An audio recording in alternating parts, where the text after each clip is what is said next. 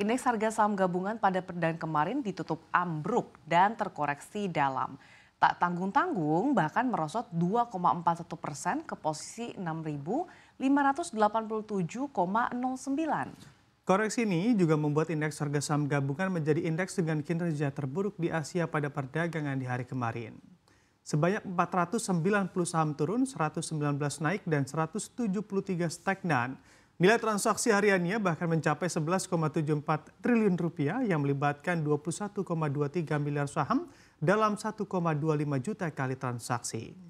Mengutip data definitif, seluruh sektor merah membara pada perdaan kemarin yang dipimpin oleh sektor real estate dengan penurunan tertinggi. Dari sisi saham, 3 emiten BUMN menjadi pemberat utama, yaitu BBRI, BMRI, dan TLKM.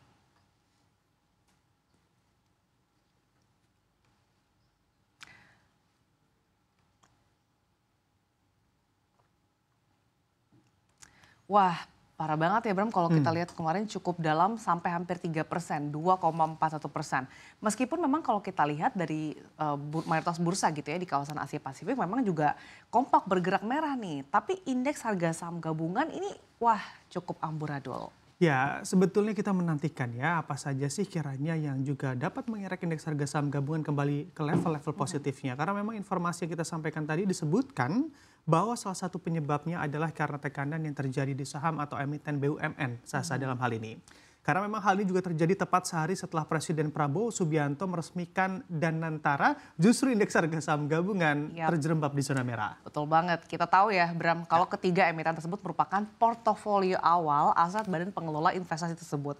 Nah penurunan IHSG disebabkan oleh berbagai ketidakpastian sebetulnya yang membuat pelaku pasar cenderung jadi berhati-hati. Nah, di sini kalau kita lihat dari sentimen mancanegaranya, Sasa atau dari luar negeri, Presiden Donald Trump juga mengatakan pada Senin waktu Amerika Serikat, kalau kita lihat begitu ya dari besaran tarif besar-besaran Amerika Serikat terhadap impor dari Kanada dan juga Meksiko akan dilanjutkan penundaan penerapannya selama sebulan berakhir minggu depan.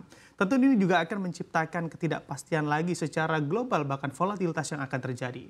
Ya, walaupun Trump beralasan ya bahwa Amerika Serikat nih kayaknya telah dimanfaatkan oleh negara-negara asing dalam hampir segala hal dan juga menegaskan kembali rencananya untuk menerapkan tarif timbal balik atau namanya resiprokal. Nah, di sini juga ada sentimen dari mancanegara yang juga menjadi tekanan buat indeks harga saham gabungan kita, di mana Morgan Stanley menurunkan peringkat saham Indonesia dalam indeks Morgan Stanley Capital International atau MSCI dari equal weight menjadi underweight Sasa. Ini juga menjadi tolok ukur dari para pelaku pasar khususnya investor asing dalam memasuki atau menaruh dananya atau dana investasinya di tanah air kita. Wah, jadi memang sentimennya bertubi-tubi ya. Kita beralih ke informasi dari dalam negeri, di mana PT Pertamina Persero memastikan bahwa produk bahan bakar minyak BBM jenis Pertamax RON 92 yang dijual ke masyarakat sudah sesuai spesifikasi. Hal tersebut menyusul temuan kasus dugaan korupsi terkait tata kelola minyak mentah dan produk kilang oleh Kejaksaan Agung. Vice President Corporate Communication Pertamina, Fajar Joko Santoso mengatakan, kualitas BBM jenis Pertamax yang dijual ke masyarakat sudah sesuai spek yang telah ditentukan Direktorat Jenderal Minyak dan Gas Bumi. Menurut Fajar, yang dipersoalkan oleh Kejagung adalah terkait pembelian produk BBM jenis RON 92 yang sebenarnya adalah RON 90. Sehingga narasi yang menyebutkan Pertamax hasil oplosan yang tidak sesuai atau tidak sesuai standar kuranglah tepat.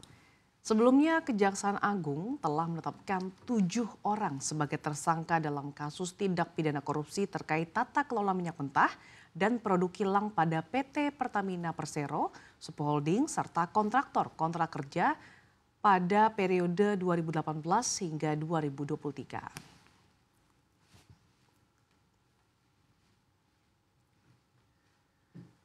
Ya, memang betul rame di medsos kalau saya lihat begitu ya. Sampai tadi pagi pun banyak yang mengatakan masyarakat bahwa merasa ditipu beli Pertamax tapi ternyata itu adalah BBM oplosan dari Pertalite. Tapi ini juga Pertamina sudah membantah begitu ya tudingan adanya BBM jenis Pertamax yang dioplos dengan BBM jenis Pertalite. Sekaligus memastikan juga bahwa memang Pertamax yang beredar di masyarakat sudahlah sesuai dengan spesifikasi yang ditentukan. Oke, jadi yang dipermasalahkan oleh Kejaksaan Agung adalah pembelian RON 90 dan RON 92 tadi ya, bukan terkait adanya oplosan oplosan Pertalite menjadi Pertamax. Kita ketahui memang RON 90 Pertalite ini adalah jenis bahan bakar minyak yang memiliki nilai oktan sebesar 90. Sementara RON 92 ini adalah Pertamax ya Bram? Betul sekali Sasa, karena memang ada lembaga juga yang bertugas memeriksa ketepatan spesifikasi dari produk yang beredar di masyarakat juga. Ternyata memang yaitu Lembaga Minyak dan Gas Bumi atau Lemigas. Lemigas ya, bukan yang lain-lain, bukan yang ada manis-manisnya Sasa. Karena memang berada di bawah Kementerian Energi dan Sumber Daya Mineral. Jadi kita sebagai masyarakat kayaknya nggak perlu khawatir ya kalau beli Pertamax di tengah ada isu yang menerpa BUMN migas tersebut. Karena memang setahu saya nih Bram, kalau pakai Pertamax selain lebih ramah lingkungan juga bisa membuat mesin lebih awet ya. Betul, karena memang saya pernah baca juga Sasa kalau Pertamina memiliki sistem pemantauan kualitas bahan bakar secara berkala. Jadi sih begitu ya harusnya lebih terjamin kualitasnya. Bahkan di SPBU mereka juga sering ngecek begitu atau mereview bagaimana apa ya produk yang mereka jual. Kita beralih ke informasi dari dalam negeri lainnya nih, ada apa lagi Bram? Ya, informasi selanjutnya Sasa, di mana Bank Indonesia mencatat bahwa memang perkembangan pesat transaksi digital di tanah air turut membuat produktivitas masyarakat ikut meningkat. Bank Indonesia memandang persentase peningkatan produktivitas pada tahun lalu akan terus meningkat pada 2025 seiring dengan pesatnya pemanfaatan transaksi digital di tengah-tengah masyarakat. Pada Januari 2025, BI mencatat nilai pembayaran digital sudah mencapai 3,5 miliar transaksi atau tumbuh 35,3% secara tahunan yang didukung oleh seluruh komponennya. Volume transaksi pada aplikasi mobile dan volume transaksi pada internet juga terus meningkat. Pada Januari 2025 masing-masing tumbuh sebesar 29,7% secara year on year dan 19,8% secara year on year. Selain itu, volume transaksi pembayaran digital melalui KRIS tetap tumbuh pesat sebesar 170,1% secara year on year, didukung peningkatan jumlah pengguna dan merchant. Dari sisi infrastruktur, volume transaksi retail yang diproses melalui BI Fast mencapai 338,5 juta transaksi atau tumbuh 41,5% secara year on year dengan nilai mencapai 870,9 triliun rupiah pada Januari 2025. Volume transaksi nilai besar yang diproses melalui BI RTGS juga turun sebesar 9% secara year on year menjadi 799,3 ribu transaksi dengan nilai 15.880 triliun rupiah pada Januari 2025.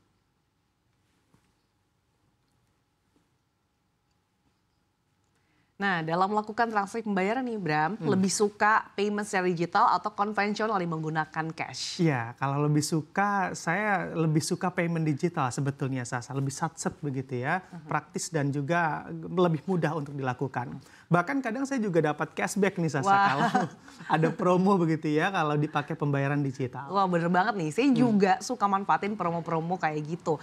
Jadi sebetulnya bisa lebih hemat nih kalau dihitung-hitung Bram. Tapi ngerasa nggak sih kalau misalkan meskipun memberikan kemudahan, kadang sebetulnya transaksi digital nih bisa bikin kita jadi boros karena saking mudahnya tinggal scan.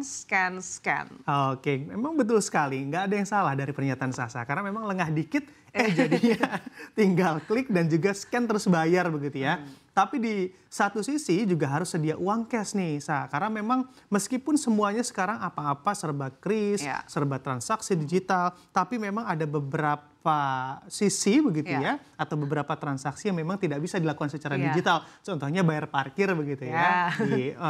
Kalau parkir resmi mungkin sudah bisa dilakukan. Betul. Sebenarnya kalau parkir di gedung gitu ya, seperti tadi Bram katakan, mungkin sudah bisa pakai kris atau mungkin tinggal tap pakai e-money. Tapi kalau di pinggir jalan gitu ya, misalkan mau mampir ke suatu toko gitu, bayarnya harus pakai cash ke abang parkirnya nih Bram. Jadi aduh harus nyiapin lagi duit kecil uang cash. Ya, dengan adanya teknologi pasti ada inovasi. Begitupun dengan tukang parkir. Saya juga pernah melihat begitu beberapa tukang parkir yang memang di pinggir jalan, mereka juga sudah menyiapkan kris. Oh, canggih ya. Canggih sekali. Karena memang makin ke depan tentunya mereka harus makin berinovasi agar mana kan tidak mungkin begitu ya kita hanya tidak memiliki uang cash terus tidak bayar parkir, kasihan di mereka.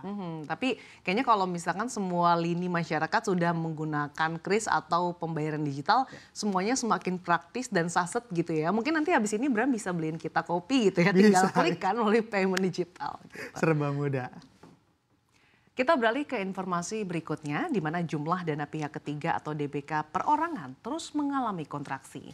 Dan kondisi ini bisa berdampak besar terhadap kemampuan perbankan mendapatkan dana murah dari masyarakat. Terkontraksinya DPK perorangan juga menunjukkan adanya penarikan dana dari masyarakat untuk memenuhi kebutuhan. Data uang beredar dari Bank Indonesia menunjukkan DPK pada periode Januari 2025 tercatat 8.599,4 triliun atau tumbuh 5,3% secara tahunan. DPK korporasi tercatat tumbuh 14,2% secara tahunan, lebih tinggi dari bulan sebelumnya sebesar 10,7%. Sebaliknya, DPK perorangan pada Januari 2025 tercatat mengalami kontraksi sebesar 2,6%, lebih dalam dibandingkan hingga 2,1% pada Desember 2025. Kontraksi pada Januari juga memperpanjang catatan negatif pada DPK perorangan menjadi 3 bulan beruntun. Sementara itu penyaluran kredit pada Januari 2025 diklaim Bank Indonesia tetap kuat sebesar 7.684,3 triliun atau tumbuh 9,6% secara year on year.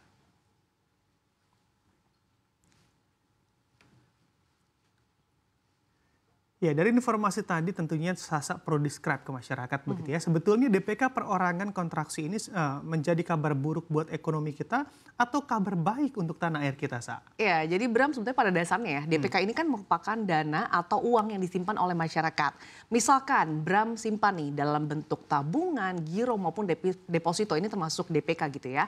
Jadi bank mengumpulkan dana ini dari nasabah dan menggunakannya untuk memberikan pinjaman atau kredit kepada individu maupun bisnis. Ya, jadi kalau DPK perbankan dapat tumbuh dengan baik, dari sini perbankan juga akan memiliki kesempatan untuk dapat menyalurkan kredit begitu ya saya. Karena memang kalau saya mau kredit misalnya saja kredit rumah gitu atau untuk modal usaha dan berujung pada net profit dari bank itu. Iya, jadi DPK sangat penting nih Bram bagi bank karena menjadi sumber dana utama yang memungkinkan mereka untuk menjalankan bisnis dan juga mendukung pertumbuhan ekonomi.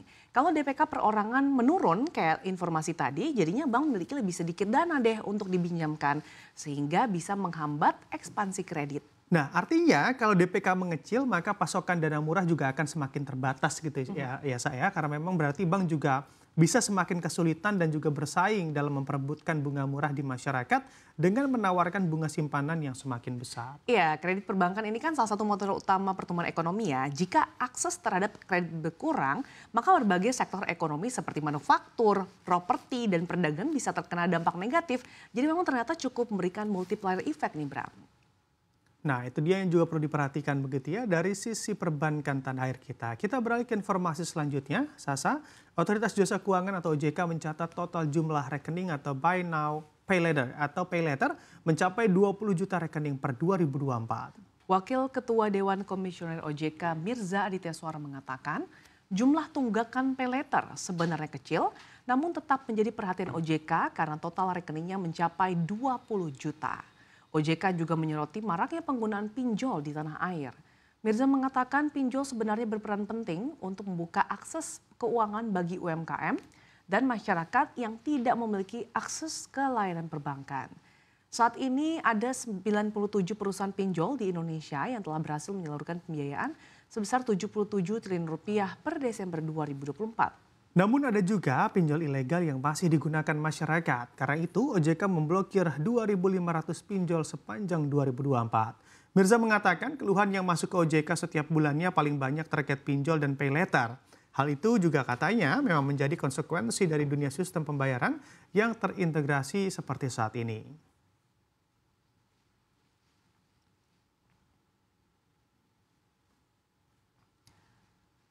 Wow, cukup banyak ya Bram. Kini sudah mencapai 20 juta rekening pay later dan pinjaman online aktif di Indonesia nih. Artinya semakin banyak ternyata nih masyarakat yang berutang untuk memenuhi kebutuhan mereka.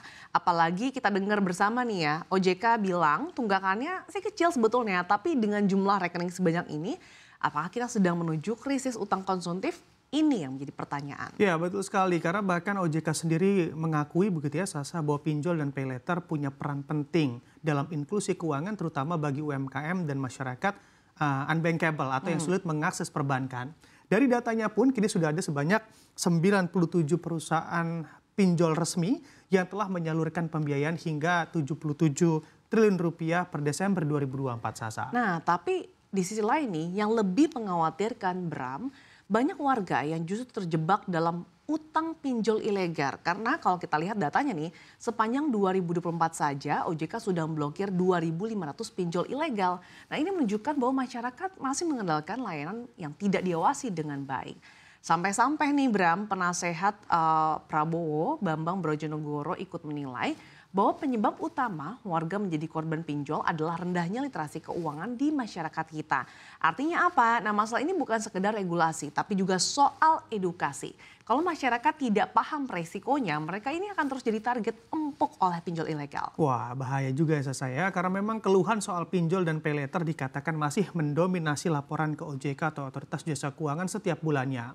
Ini menjadi tantangan bagi industri keuangan digital untuk tetap berkembang tanpa merugikan masyarakat. Tapi di sisi lain, ini masyarakat juga harus lebih sadar akan resiko berutang tanpa perhitungan matang ke depannya. Ini sangatlah berbahaya. Jadi harus penuh perhitungan apabila kita ingin berhutang. Ya, masalahnya nih, sampai kapan sih kita hanya bicara soal tantangan tanpa solusi konkret? Regulasi perlu lebih tegas lagi nih. Dan literasi keuangan harus jadi prioritas, bukan hanya wacana. Kalau enggak, angka rekening utang ini akan terus meroket kan, Bram? Betul sekali, karena dan juga kita akan terus memantau dan mengupdate begitu ya perkembangan terkait buy now pay later yang mulai digandrungi oleh masyarakat kita. Kita ke informasi menarik lainnya lagi nih Bram. Kepolisian Republik Indonesia memprediksi puncak arus mudik Lebaran 2025 akan terjadi pada 28 hingga 30 Maret 2025. Sementara pemerintah telah menetapkan libur dan cuti bersama Lebaran tahun ini akan dimulai pada 31 Maret 2025 sampai 7 April 2025. Ramadan tinggal menghitung hari, diprediksi akan jatuh bertepatan pada tanggal 1 Maret 2025 nanti. Dan Lebaran atau Hari Raya Idul Fitri 1446 Hijriah diprediksi akan jatuh bertepatan pada 31 Maret 2025. Artinya, musim mudik pun akan segera tiba. Untuk mengantisipasi lonjakan pemudik, Polri mengumumkan akan melakukan operasi ketupat yang akan berlangsung mulai 26 Maret hingga 8 April 2025. Wakil Asisten Utama Operasi Kapolri, Irjen Endi Sutendi menjelaskan, Polri telah menyusun berbagai skema rekayasa lalu lintas guna mengurai kepadatan kendaraan selama arus mudik dan arus balik. Termasuk penerapan kontraflow hingga sistem satu arah di beberapa ruas jalan tol. Untuk skema di jalan tol akan melihat situasi dan kondisi di lapangan. Jika diperlukan, Polri akan menerapkan kontraflow, sistem satu arah, serta pengalihan arus ke jalur arteri untuk memperlancar lalu lintas. Selain itu, Irjen Endi menambahkan jumlah pemudik diperkirakan melampaui 100 juta orang di musim mudik Lebaran 2025 ini.